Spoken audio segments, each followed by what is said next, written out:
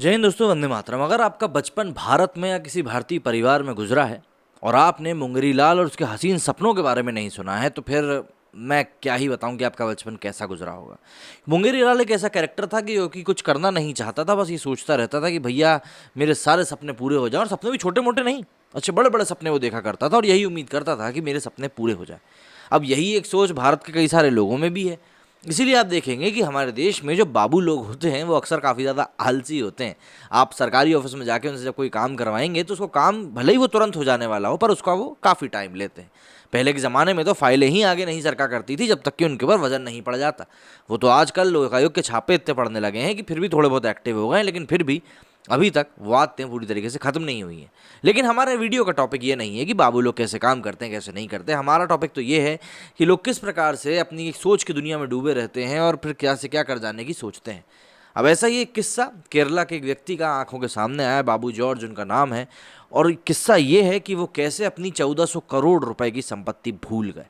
जी हाँ, आप लोगों ने सही सुना, 1400 करोड़ रुपए की संपत्ति भूल गए, जो कि भारत के कई सारे करोड़पतियों से काफ़ी ज़्यादा है।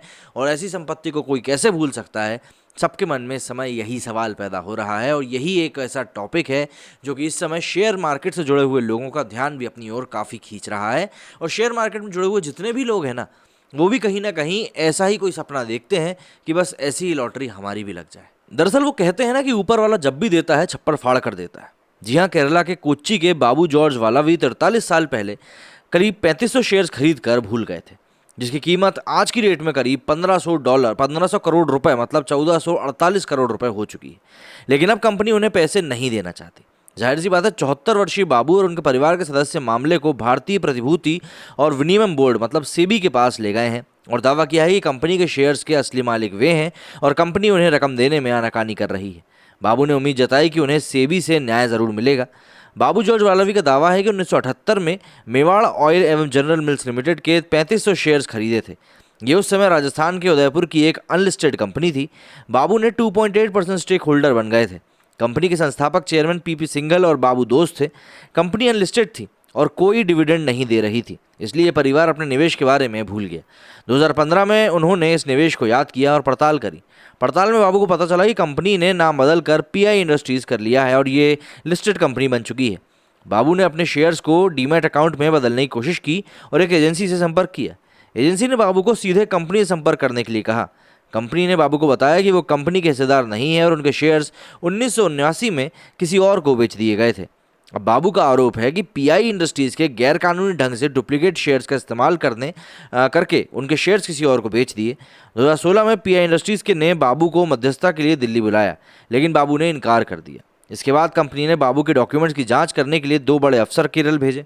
कंपनी ने माना कि बाबू के पास जो मौजूदा डॉक्यूमेंट्स हैं वो असली हैं, लेकिन उन्होंने कोई कार्रवाई नहीं की, तो बाबू ने सेबी में इसको लेकर शिकायत कर दी है। अब आप ज़रा सोच सकते हैं भाई, 1448 करोड़ रुपए की संपत्ति कोई कम नहीं होती।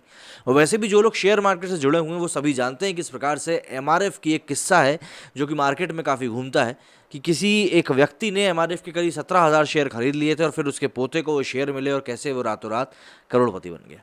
एमआरएफ के शेयर सबसे ऊंचे शेयर्स में गिने जाते हैं भारत में। तो ऐसी ही अब एक ये कहानी निकल कर सामने आई है। हालांकि इस मामले में अभी तक ये पता नहीं चला है कि सेबी की तरफ से क्या जवाब आया है, या बाबू जॉर्ज वालावी को न्याय मिलता है नहीं मिलता है, या क्या कुछ इसमें पेच फंसे होते हैं। लेकिन ये कहानी उन लोगों के लिए काफ़ी इंटरेस्टिंग है जो कि शेयर मार्केट में जाना चाहते हैं और तुरंत कमाई करना चाहते हैं। क्योंकि देखिए, शेयर मार्केट में तुरंत कमाई का कोई जरिया नहीं होता।